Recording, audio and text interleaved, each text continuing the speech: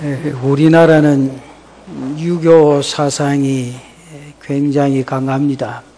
그러다 보니 기독교가 간혹 오해를 받을 때가 있습니다.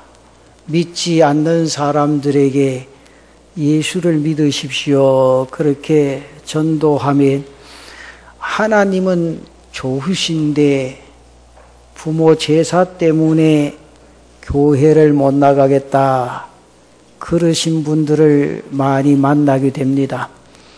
심지어 노골적으로 기독교는 불효의 종교다. 그렇게 말하는 분들도 있습니다. 그러나 그것은 기독교에 대한 오해지요. 유교 사상이 효를 강조하고 있다지만은 사실 이 유교 사상이 가장 우선시 되는 것은 바로 충입니다. 삼강오륜을 보면 먼저 군의신강, 신하가 임금을 섬기는 문제를 가장 우선적으로 말하고 있습니다. 이어서 부의자강, 부의부강을 말합니다. 신하가 임금을 섬기는 것이 근본이고 자식이 아버지를 섬기는 것이 근본이고 아내는 남편을 섬기는 것이 근본이다. 그렇게 말하지요.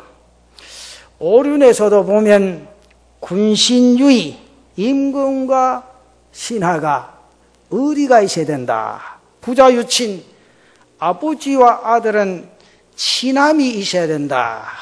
부부유별이라 남편과 아내는 분별이 있어야 하고 장유유서라 어른과 어린이는 차례가 있어야 된다. 그리고 붕우유신을 말합니다. 벗과 벗은 믿음이 있어야 된다. 그렇게 말하죠. 제일 먼저는 임금에게 있습니다. 먼저 나라의 임금에게 충성해야 합니다.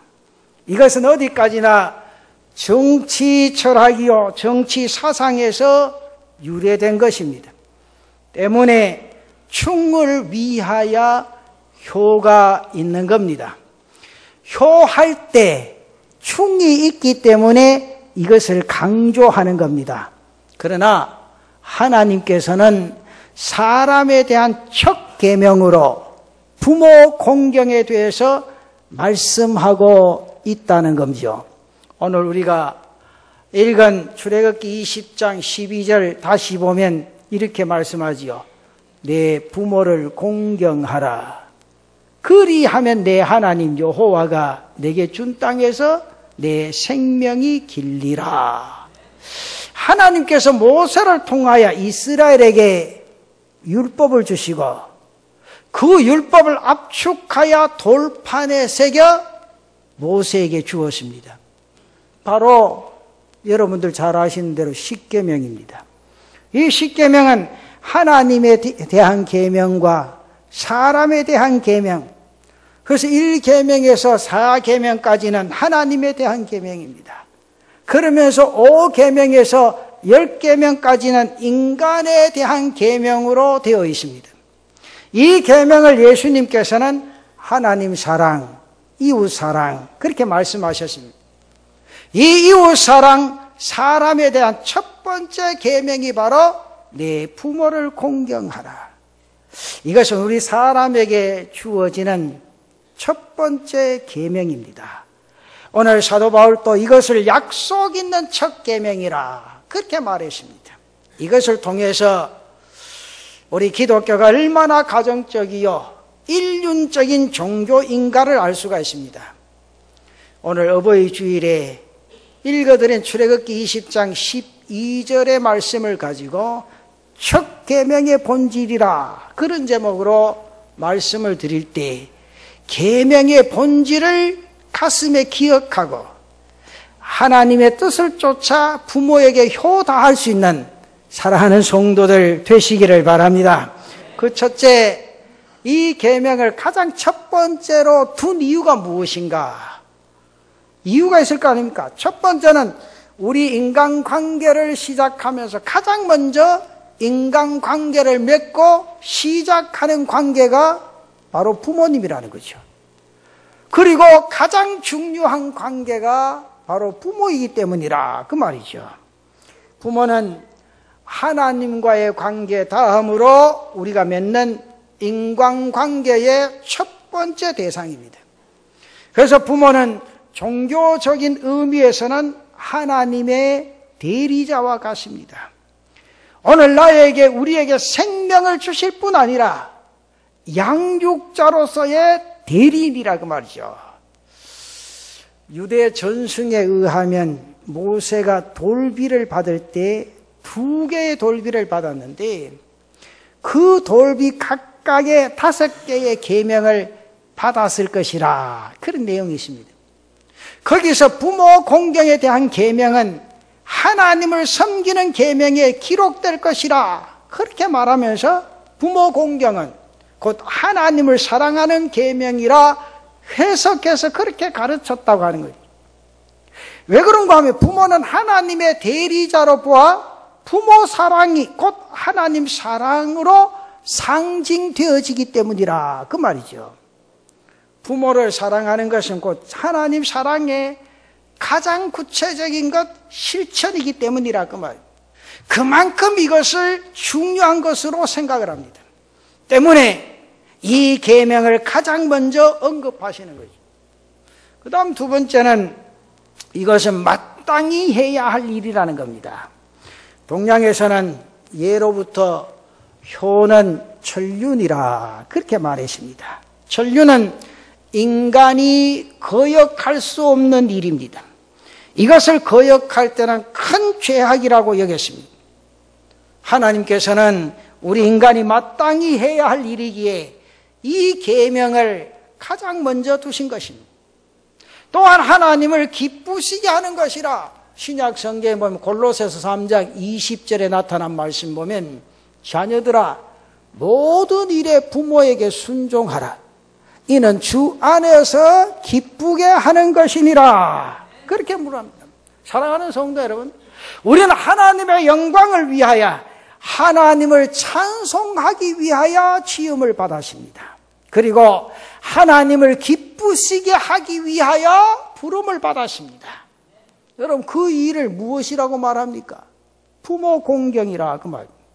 때문에 이것은 첫 계명이 되어지는 겁니다.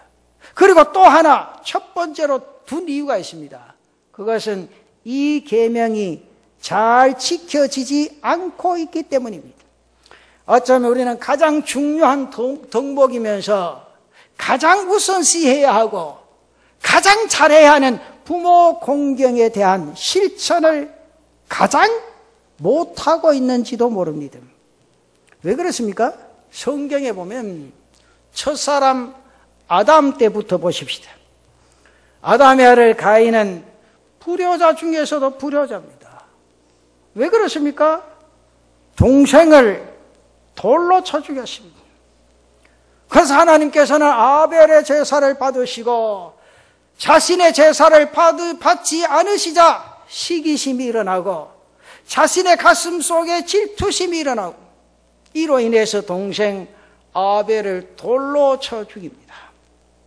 형제 간의 암투, 이것은 부모에게 있어서 얼마나 큰 아픔이겠습니까? 얼마나 큰 상처가 되겠습니까? 한패에서 난 형제 간의 다툼을 하고 나누어진다. 이것은 부모에게 있어서 큰 불효입니다. 또 야곱도 에사와 장자권을 두고 다툼으로 아버지를 속이게 됩니다. 사무엘의 아들들이나 엘리의 아들들도 대표적인 불효자들입니다. 그들은 하나님을 거역했을 뿐만 아니라 아버지의 말을 듣지도 아니하고 성경에 보니 경홀히 여겼다 그랬습니다. 다윗의 아들들 가운데서 압살롬이나 아도니아는 아버지를 반역하고 아버지와 형제들을 죽이려 한 인물들입니다. 신약에 와서 예수님 당시에도 보면 그러한 모습이 상당히 있었습니다. 이스라엘에서는 고르반이라고 하는 것이 있습니다. 이 고르반이라고 하는 말은 하나님께 드린 예물이다. 우리가 헌신 예배하면 마지막 드리는 게 뭐 있죠? 헌물이죠. 헌물. 그런 뜻입니다. 그 성경에 보면 레위기나 민수기를 읽어보면 자주 언급되는 내용의 말씀이죠. 이 제도는 처음에는 매우 인상적인 동기에서 시작이 되었습니다. 자신의 물건을 하나님 앞에 드리고자 하는 마음에서 고르반, 그렇게 하면 그것은 하나님의 것이기에 다른 사람이 사용할 수 없게 되어 있었습니다. 그리고 자신의 것을 고르반으로 드리면 부모 복양의 의무도 면제를 받게 되었습니다. 하나님을 섬기는 것에 우선을 둔 것이기 때문에 신앙적인 차원에서 면제를 해준 겁니다. 그런데 후대에 본래적인 의미가 변질되어 가지고 결국 부모 모시기를 회피하려는 자들이 악용해서 부모를 모시지 않는 방법으로 이것을 이용을 했습니다. 예수님께서 이 사실을 아시고 마가복음 7장 8절에 이렇게 말씀을 하십니다. 너희가 하나님의 계명은 버리고 사람의 전통을 지키느니라. 그렇게 말씀하십니다. 이것은 사도 바울이 서신을 쓰던 그 시대도 마찬가지였고 우리가 살아가는 오늘날도 마찬가지입니다. 너무나 중요하면서도 가장 안 되는 것이기에 제일 먼저 언급하고 있다 그 말이죠. 그러면서 저는 금년 어버이 주일에 두 번째 이 말씀은 가슴 속 깊이 기억하고 느낄 수 있는 말씀이 되어지고 회복되어지는 그런 은혜가 있기를 바랍니다. 두 번째는 공경을 회복하십시오. 이 공경 회복하게 될 때 하나님이 주신 그 은혜와 축복이 어마어마하다는 것을 성경에 가르쳐주고 있습니다. 그런 거로 오늘 이 어버이 주일에 공경을 회복하고 하나님 앞에 주신 사명, 부모에게 맡겨진 사명들을 성실하게 감당함으로 하나님의 뜻을 이루어갈 수 있는 사랑하는 성도들 되시기를 바랍니다. 우리는 부모를 공경해야 됩니다. 이것이 오늘 성경의 첫 계명이라. 공경을 회복하십시다. 여러분, 공경한다는 말이 뭡니까? 제일 쉽게 표현한 공경이 뭐예요? 사랑한다는 겁니다. 어렵게 생각하지 마이소. 공경이란 사랑한다는 겁니다. 여러분, 우리가 부모님을 사랑하셔야 돼요. 여러분, 사랑합니까? 이게 아멘 함부로 한 게 아니고 여러분 마음속 깊이 한번 생각해요. 부부가 처음에 결혼을 하면 아내가 시장 가서 반찬 살 때 누구 중심으로 삽니까? 쉽게 대답해봐요. 사랑해서 둘이 만나서 결혼하면 아내가 시장 가서 반찬 할 때 누구 중심으로 삽니까? 남편 중심으로 사죠. 그렇게 살다가 조금 금이 가면 누구 중심으로 삽니까? 내 중심으로 살죠. 그것도 시장 가서 그래도 반찬 사다가 그쯤 돼도 집에 와서 반찬을 갈라 먹습니다. 더 갈라지면 내 혼자 가서 사 먹고 치 아픕니다. 요즘 시대가 안 좋은 게요. 목사가 낮에 이제 목사님들 만나서 식당에 가서 점심을 먹으면요. 인류 식당에 여자들 알면 식당 문 닫아야 된답니다. 남자들은 많이 생각을 해야 돼요. 그리고 여자들이 그러면 안 돼요. 그 더군다나 예수 믿는 사람 그러면 안 돼요. 그 여자들 주된 논의의 대상이, 대화의 대상이 남편이에요. 남편 물어뜯고 죽이는 거죠. 교인들이 모이면 주된 언어의 대상이 누군가 그 교회 담임 목사. 이게 심각한 거예요. 좀 생각해봐요. 그래도 내가 사랑한다고 결혼해서 한평생 살고 그래도 남자들은 지금은 좀 덜하지만 옛날 여기 지금 앉아 계신 장로님들 뼈 빠지더라. 누구 말도 뼈 빠지도 나가 돈 벌여가지고 가족 지키려고 했는데 지금 나이 들고 보이게 집에서도 천대받고 자식들도 천대하고 이래 어떻게 살겠단 말이야. 그 교회밖에 없습니다. 여러분들. 교회에서 충성하이소. 정말이요. 그렇다고 좋다고 웃지 마시고 집에서 좀 잘해 보이소. 공경한다는 거 사랑한다는 말이요. 부모를 사랑하이소. 사랑하면요. 여러분 부모가 자식을 보면 자식 사랑할 때 어떤 마음 듭니까? 뭔가 다른 음식이 있어도 누구 생각납니까? 자식 생각나지요. 그러니까 부부가 이렇게 결혼해서 이제 자식을 떡 낳으면 그 사랑이 어느 쪽으로 갑니까? 자식한테로 시장에 가서도 자식이 뭘 좋아하는가, 뭘 먹겠는가, 그 생각에 살잖아요. 근데 중요한 건 성경에 부모를 공경하라 그랬는데, 부모를 사랑하라 그랬는데, 지금부터는 우리의 삶이 부모가 무엇을 좋아하는가를 생각하고 살아야 된다, 그 말이죠. 우리 성도들은 그런 삶을 살아가는 은혜가 있기를 바랍니다. 공경이라는 말은 나보다 위 사람을 사랑하는 표현입니다. 사랑하기 때문에 존중합니다. 사랑하기 때문에 존경합니다. 그것이 공경입니다. 그래서 성경에 보면 존중히 여기라, 까짓! 이 말은 무거움으라, 소중히 여겨라, 가치 있게 여겨라. 자기 부모를 소중하게 여기고 가치 있게 여겨라, 그 말이죠. 그래서 부모님의 인격을 존중하고 그분의 존재에 대해서 귀히 여기는 마음이 바로 공경의 사랑이라. 그래서 공경의 사랑은 용납하는 겁니다. 사랑하기 때문에 용납하는 거예요. 요즘 우리나라에 이제 여러분 어떻게 생각해요? 물론 이게 선진국이 되면 이제 뭡니까 이게 요양보험도 뭐 잘 돼 있고 그런 데 가서 이렇게 움직이지 못하면 잘할 수 있지만은 근데 이게 사실 심각한 문제가 많아요. 자녀들이 부모를 이렇게 등한시해버리는 그런 결과가 얼마나 많이 가져요. 우리 교회 지난번에 장례 지금은 하늘나라 가시기 때문에 이런 말씀 드려도 되겠습니다만, 그거 가서 하루 만에 천국 가셨잖아요. 아이고, 내가 이제 이래 살아야 되겠나. 이래 살아야 되겠나. 자식 다 있는데 내가 이래 살아야 되겠나. 마음속에 회의가 오는 거예요, 회의가. 견디지 못해서. 하나님 불러가신 거 아니에요. 사랑하기 때문에 모든 걸 용납해야 돼요. 그렇잖아요? 여러분 가만히 생각하면 여러분 어렸을 때 요즘은요 걔는 가보면 기저귀 더 잘 나있대. 싹 닦아보면 뒤에 깨끗하게 닦이는데 옛날에 그런 거 있었어야 돼. 부모가요 그 똥거 좀 다 받아냈잖아요. 자식 키울 때. 그러면 부모가 어떠한 형편이었든지 자식으로서의 맡겨진 도리는 신앙이기 때문에 믿음으로 감당할 수 있는 그런 마음의 자세가 되어야 된다고 봐요. 왜 그렇습니까? 사랑하기 때문에 다 받아들여야 돼요. 사랑하기 때문에 용납할 수 있어야 된다, 그 말입니다. 사랑하기 때문에 섬기셔야 됩니다. 사랑하기 때문에 허물도 감싸주고 사랑하기 때문에 덮어줄 수도 있어야 됩니다. 어릴 때 부모님은 온전하신 분같이 보였습니다. 그러나 장성해지면서 부모님을 가만히 보면 약한 부분도 많이 발견되어지고 부족한 부분도 많이 드러납니다. 내 마음에 들지 않는 부분도 많이 있을 수 있습니다. 때로는 허물도 보입니다. 때로는 단점이 드러납니다. 그럼에도 불구하고 그 허물이나 약점을 감추어 주는 것이 공경이라고 말이요. 노아가 홍수 후에 하루는 포도주에 대해서 취해서 어떻게 잠이 듭니까? 벌거벗고 잠이 듭니다. 그 모습을 누가 봤습니까? 함이 보았습니다.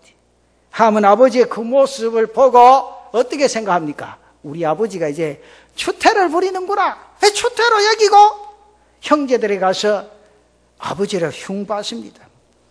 그런데요, 셈과 야벳은 그 아버지의 모습을 보지 않고 옷을 어깨에 걸치고 뒷걸음질 해가지고 그 몸을 덮어줍니다. 왜 그렇습니까? 아버지의 부끄러운 모습을 보지 않기 위해서 그렇게 했다, 그 말이죠. 이로 인해서 함은 가나안의 아버지가 됩니다. 셈과 야벳은 하나님의 축복을 받았습니다. 공경의 사랑이 바로 이러한 것이라, 그 말입니다. 여러분, 부모님의 허물을 덮어주고 약점을 덮어주고 이해하고 용납하는 것이 공경의 사랑인 줄로 믿습니다. 또한 공경의 사랑은 신뢰하고 순종하는 겁니다. 에베소 6장 1절 말씀에 이 부분을 강력하게 표현하고 있죠. 자녀들아, 주 안에서 너희 부모에게 순종하라. 이것이 옳으니라. 순종하라는 말이 무슨 말이에요? 잘 듣는다, 그 말이에요. 잘 듣는다. 앞에 현아부 한번 따라해봐요. 잘 듣는다. 소리가 어떻게 입니까, 그게? 다시 한 번 더 잘 듣는다. 이게 중요해요. 잘 듣는다는 거죠. 여러분, 부모가, 자식이요, 아무리 공부 잘해도요, 부모 말 잘 안 들으면요, 그 불효자예요. 그리고요, 자녀가 아무리 출세를 해도요, 부모에게 거짓말하면 그 나쁜 놈이요. 정말이에요. 부모에게는요, 좋은 일, 굳은 일 그대로 다 진실되이 진솔하게 이야기할 수가 있어야 돼요. 왜? 사랑하는 이에게는 뭐가 없어야 됩니까? 네? 담이 없어야 돼. 네, 담이. 가로막는 게 없어야 돼. 내가 하나님을 사랑하기 때문에 하나님 앞에서 내가 거짓 없어야 돼. 그래야 내 기도하면 하나님이 받으시지. 부모도 마찬가지요. 부모와 자식 간에 담이 있으면 안 돼요. 가려진 게 있으면 안 돼요. 다 뜯어버리고 자식이 부모에게 진솔하게 이야기할 때 그 자식이 부모를 공경하는 자식이라 그 말이죠. 오늘 부모님의 명령에 대해서 그 말씀에 대해서 듣고 행하라 그 말이죠. 여러분, 우리가 그러면 양심적으로 우리는 얼마나 순종을 잘하세요? 여러분, 순종하는 게 그게 쉬운 게 아닙니다. 말 그대로 부모님의 말씀에 100% 온전히 순종한다는 것은 굉장히 힘들고 어려운 일입니다. 만일 우리가 부모님을 온전히 신뢰할 수 있다면 그때는 온전히 순종할 수 있습니다. 저는 성경을 읽으면서 노아의 아들들을 생각하면서 굉장히 많은 걸 생각해요. 여러분, 포도주 사건이 있기 전에 셈이나 함이나 야벳 이 세 아들이 아버지 노아가 방주를 지을 때에 그 일에 함께 동참을 합니다. 세상 사람들 중에는 그 누구도 노아의 말에 귀를 기울이지 않았습니다. 노아가 하는 말을 듣지를 않았습니다. 하나님께서 노아에게 앞으로 세상을 물로 심판할 것이라 경고를 하십니다. 그때 노아는 하나님의 경고를 듣고 나가서 많은 사람들에게 앞으로 이 땅은 물로 심판할 것입니다. 회개해야 됩니다. 그렇게 외쳤습니다. 그리고는 방주를 지어야 합니다. 그러나 사람들은 성경에 보시면 노아의 말을 듣지를 않았어요. 노아는 하나님의 말씀을 듣고 방주를 강가에 가서 짓지 않습니다. 바닷가에서 짓지 않습니다. 그러면서 모든 연장을 들고 산 꼭대기로 올라갑니다. 그때 사람들 손가락질하면 성경에 미쳤다고 그랬어요. 조롱을 했습니다. 어쩌면 그들의 말이 옳은지도 모릅니다. 혹 우리가 그 시대에 그 자리에 있었다면 오늘 나 자신도 노아를 보고 정신나간 사람이라고 말했을지도 모릅니다. 그런데 노아의 가족들 한번 보십시오. 가장인 노아가 그 일을 할 때 누구도 아버지를 코너로 몰거나 공격하지를 아니했습니다. 그들은 아버지를 신뢰하고 아버지의 말씀에 따랐고 아버지의 말씀에 순종을 했습니다. 그리고 아버지와 함께 망치와 연장을 들고 산으로 향했습니다. 사람들의 조소나 비난에도 불구하고 그들은 아버지와 함께 일했다는 거죠. 그것은 노아가 자녀들에게 단 한 가지 신뢰를 주었기 때문입니다. 다른 사람은 몰라도 하나님께서 노아를 인정하셨고 하나님께서 인정하신 아버지를 그 자녀들이 보았다고 말이에요. 그래서 창세기 6장 8절에 보면 그런 말씀이 있죠.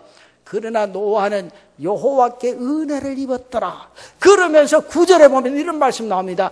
이것이 노아의 족본이라. 노아는 의인이요 당대의 완전한 자라. 그는 하나님과 동행했다.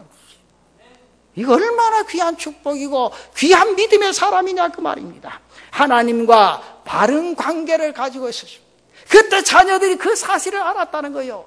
사랑하는 성도 여러분, 세상에 누구보다도 하나님과 바른 관계를 가질 수 있는 은혜가 있기를 바랍니다. 그럴 때 자녀들에게 신뢰를 줄 수 있는 성도들이 될 줄로 믿습니다.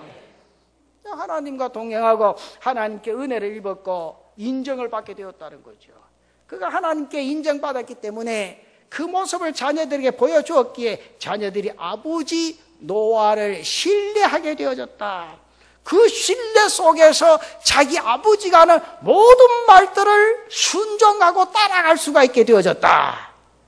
여러분, 얼마나 귀합니까? 그런데 어떨 때는요, 부모님의 말씀이 틀릴 때도 있습니다. 정말 우리가 생각해봐도 합리적이지 못할 때가 있습니다. 의롭지 못한 것을 요구할 때도 있습니다. 그럴 때도 여러분 순종해야 됩니까? 때로는 신앙적인 문제에서 갈등을 빚게 되기도 합니다. 그러나 성경의 말씀은 한 가지입니다. 순종하라. 순종하라.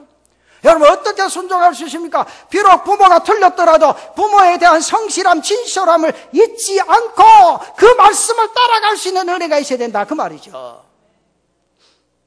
제가 책을 읽는 가운데 내총감사함이 있으신 그 책 가운데 순종에 대해서 적극적으로 해석을 한 부분이 있어서 오늘 말씀을 드리는데 이렇게 써놨어요. 부모에게 순종한다는 것은 부모에게 대한 성실함을 다하는 것이다.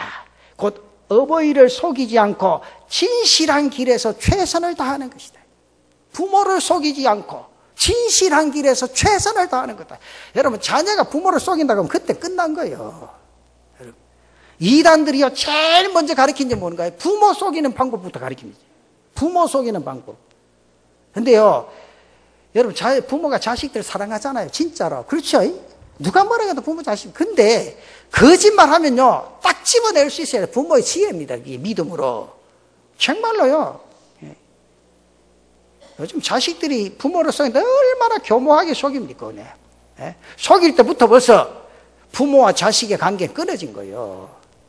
그러니까 우리는 예수 믿는 사람이기 때문에 절대로 부모의 말씀에 순종하고 정말 하나님을 우러러 바라보면서 부족함이 없이 부모를 공경하고 사랑하며 부모의 말씀에 순종하며 하나님의 뜻을 이루어갈 수 있는 성도들 되시기를 바랍니다. 여러분 그 성 프란시스의 이야기를 한번 들어보면 그는 아버지의 소원을 거역하고 국위 영화를 버리고 가난한 이들의 벗이 되어 진실한 삶을 통해서 효를 다했노라 그래 말했어요. 그러면서 하는 말이 그렇게 말했어요.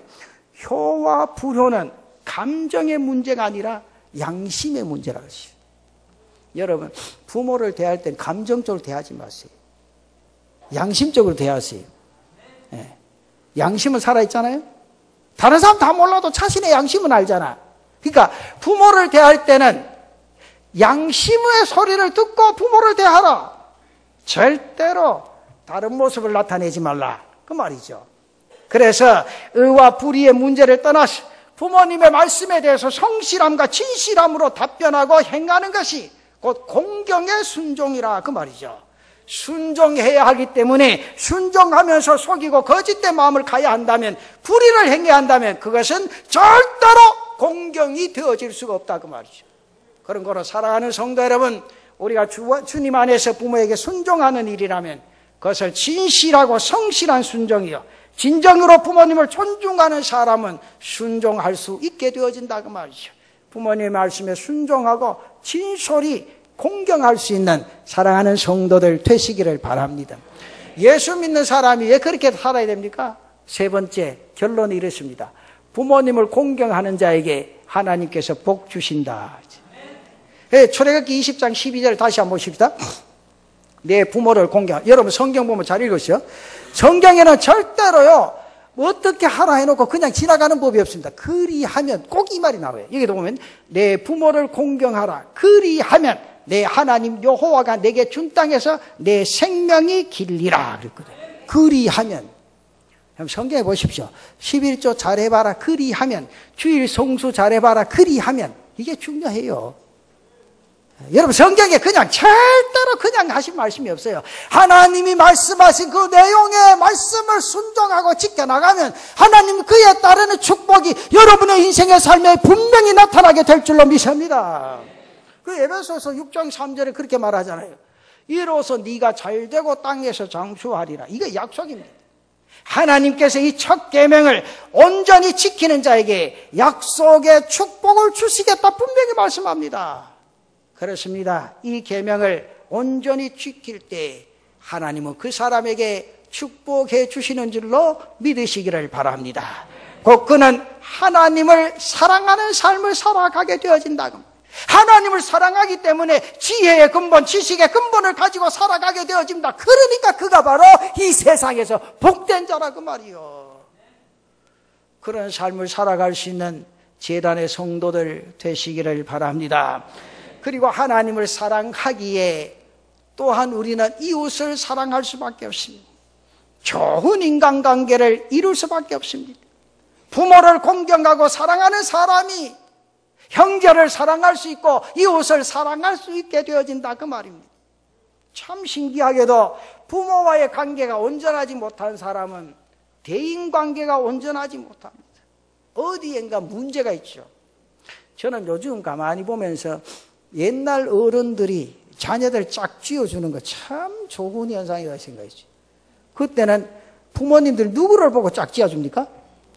부모를 보고 짝 쥐어. 야, 부모가 그러니까 이 집 아들은 말 안 해도 되겠구나.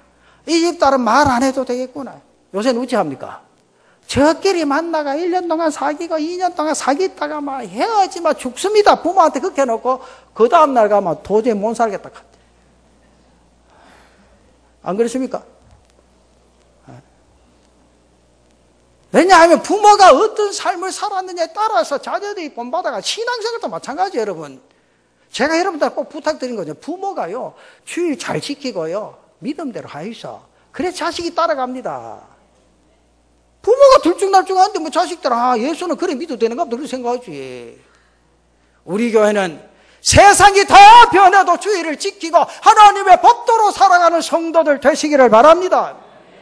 이 하나님께서 이 첫 계명을 온전히 지키는 자에게 약속의 축복을 주신, 사랑하는 성도 여러분, 이 계명을 온전히 지킬 때 하나님 그 사람 붙들어 쓰시고 그 사람 피로를 채워주시고 그 사람에게 복 주시는 줄로 믿습니다.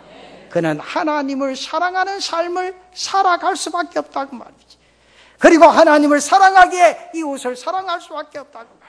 참 신기하게도 부모와의 관계, 하나님과의 관계가 정상적으로 회복된 자들은 그 인생의 삶이 늘 감사하고 감격할 수밖에 없다고 말이죠. 사랑하는 성도 여러분, 오늘 내 자신의 삶이 이 말씀 안에 거하게 되어질 때 하나님의 그 놀라운 은혜 속에 젖어들 수밖에 없다는 거죠. 내가 그 은혜 속에 젖어들 때 부모님은 행복할 수밖에 없는 겁니다. 하나님은 부모에게 공경을 하고 부모에게 효를 다할 때 그에게를 형통하게 하시고 그 생명을 길게 하신다고 했습니다. 사랑하는 성도 여러분, 이것이 약속 있는 둘째 계명 아니면 첫 계명입니다. 이 첫 계명 안에 바로 살아갈 때 사랑하는 성도 여러분, 하늘의 축복을 얻게 될 줄로 믿습니다. 오늘 이 시대가 추구하는 그 어떤 것보다도 더 값진 것을 하나님께서 여러분들에게 주실 줄로 믿습니다. 이 축복을 받아 살아가는 성도들 되시기를 축원합니다.